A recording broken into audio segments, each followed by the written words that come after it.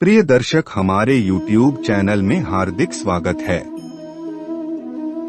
प्राचीन काल से ही गंगा अत्यंत पूज्य रही है।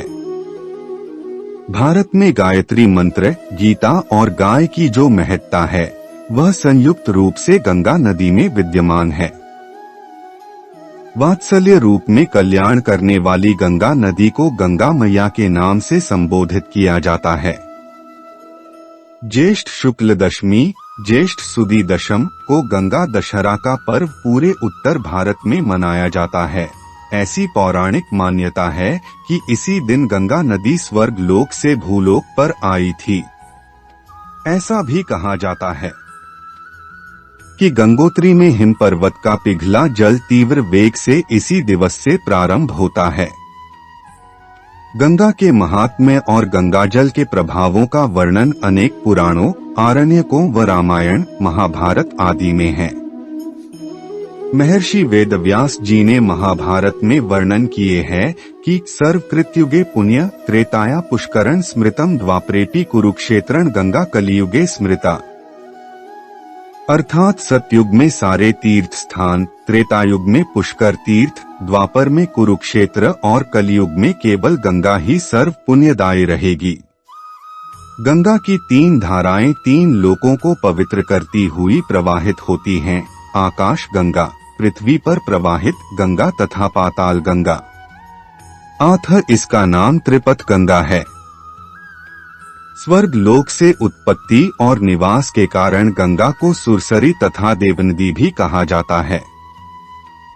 शास्त्रों में गंगा जल अत्यंत पवित्र माना जाता है, जिसका अनेक विशिष्टों, अवसरों व अन्य महत्ता के हमारे जीवन में उपयोग किया जाता है, जो निम्न है अनुरूप। गंगा के स्पर्श मात्र से मन, कर्म, वचन से किए गए पाप नष्ट होकर मन, बुद्धि, शरीर स्वच्छ निर्मल हो जाते हैं। चरक संहिता के अनुसार गंगा जल पथ्य होता है तथा अमृत के समान गुणकारी भी। गंगा जल के छिड़काव से अशुद्ध स्थान पवित्र हो जाते हैं। किसी भी पूजा में देव विग्रहों पर गंगा जल का छिड़काव करने से वे चैतन्य हो जाते हैं। मृत्यु के समय व्यक्ति के मुंह में थोड़ा गंगाजल डाला जाता है, जिससे उसे मोक्ष की प्राप्ति हो। पिंडदान, तर्पण और श्राद्ध की भी पूर्णता गंगाजल से होती है। गंगा दशहरा पर्व पर पूजा तथा भोग की सामग्री लेकर गंगा स्नान करने श्रद्धालु गण जाते हैं। निकट में गंगा नदी न होने पर पास की किसी भी नदी में या घर के जल में गंगाजल डालकर स्नान, पूजन, दान किया जा सकता है। शास्त्रों में वर्णन है कि गंगा स्नान के पश्चात गंगा स्तुति करनी चाहिए। इसके पश्चात सामर्थ्य करने से 10 प्रकार के पाप नष्ट हो जाते हैं। अनुसार दान करने से 10 प्रकार के पाप नष्ट हो जाते हैं। जीव हिंसा, पापताप, संताप, देवगुरु, गौ का अपमान, कालसर्प योग, कुग्रह योग, मातृपितृ दोष दर्शन, अंतःकरण की मलिनता, मन, कर्म, वचन के अपराध, भूत प्रेत बाधा, रुग्ण देह। इन 10 तरह के दोषों के निवारण हेतु सभी पूजन सामग्री 10 की संख्या में रखनी चाहिए। साथ ही 10 याचकों को दान करना चाहिए। 10 तरह के पाप दोषों का निवारण करने वाली पवित्र गंगा पर्व का नाम गंगा दशहरा पड़ा। हमारी हिंदू सभ्यता में 7 पवित्र नदियों का वर्णन है। गंगा, यमुना, सरस्वती, गोदावरी, नर्मदा, कावेरी नदी, सिंधु नदी। इन सभी में गंगा विशेष पूजनीय है और इन्हीं का नाम सर्वप्रथम आता है। प्राचीन कथन। प्राचीन काल में अयोध्या नरेश सगर ने 100वां अश्वमेघ यज्ञ प्रारंभ किया था। अपना राज्य पद छिन जाने के भय से देवराज इंद्र उस यज्ञ में उपयोग होने वाले घोड़े को चुरा ले गए और पाताल लोक जाकर कपिल मुनि के आश्रम में बांध दिया। घोड़ा लुप्त हो जाने से यज्ञ कार्य बाधित हो गया। सगर की 2 रानियों में एक रानी के 60,000 पुत्र थे।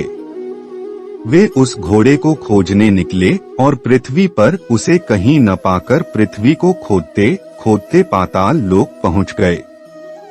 वहां उन्होंने कपिल मुनि के आश्रम में घोड़ा बंधा देखा। उनके चिल्लाने पुकारने से कपिल मुनि की समाधि टूट गई और उनकी क्रोधाग्नि से वे 60,000 सगर पुत्र भस्म हो गए। इधर बहुत समय तक पुत्रों के न लौटने पर राजा ने अपने पौत्र अंशुमान को भेजा। वह भी खोजता हुआ वहीं पहुंचा।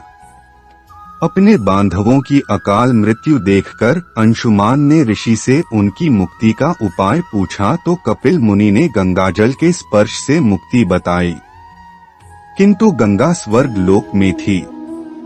अंशुमान और उनके पुत्र दिलीप ने कठिन तपस्या की, किंतु विफल रहे। दिलीप के पुत्र भगीरथ ने वर्षों तक कठोर तपस्या कर ब्रह्मा जी को प्रसन्न किया और गंगा नदी को पृथ्वी पर भेजने की प्रार्थना की। ब्रह्मा ने कहा कि स्वर्ग से उतरती गंगा का वेग और भार पृथ्वी नहीं सहन कर पाएगी, केवल शंकर ही सहन कर सकते हैं। पुनः भगीरथ ने तपस्या करके भगवान शंकर को इस कार्य के लिए अनुकंपा करने की प्रार्थना की।